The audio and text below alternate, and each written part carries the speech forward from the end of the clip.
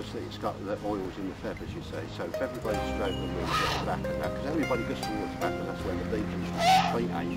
But just touching on that, it might nibble you. It's looking through, like that falcon this morning was biting me. This has got used to it, you see. And it'll just nibble out, so.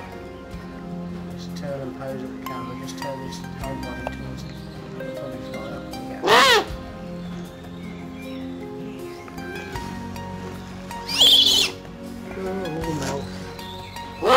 yeah.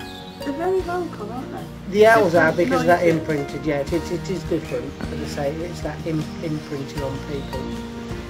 The thing is, you've got to have that bond of trust and confidence. If you're just going to, go out and the bird's going to be starved to feed. Well, I'm glad he didn't land on the shoulder. Look at the claws on it. Actually came, but you couldn't touch them. If you laid them on the bottom, you couldn't touch them. Where was that? Harrison, in Crystal River in Florida. Lovely. And it actually came up. There were a group of us there snorkeling.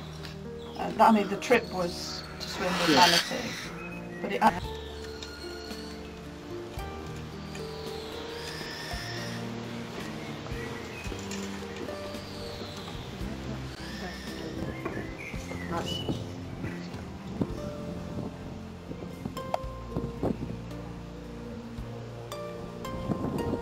Rather than a timer.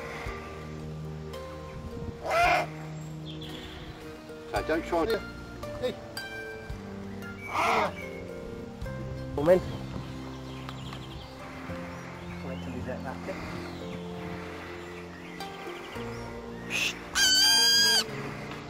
Casper. Casper.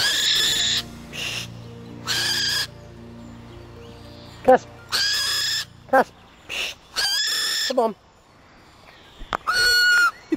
Did you? Hand out with the show. Casper. They can't fly. Yes, but they've got but they've got a high tolerance to water, providing you don't smother them and take the oils out of the feathers. Yeah. It's just, they eat it and then they ferret about for more, don't they? Yes. That's your arm for a second.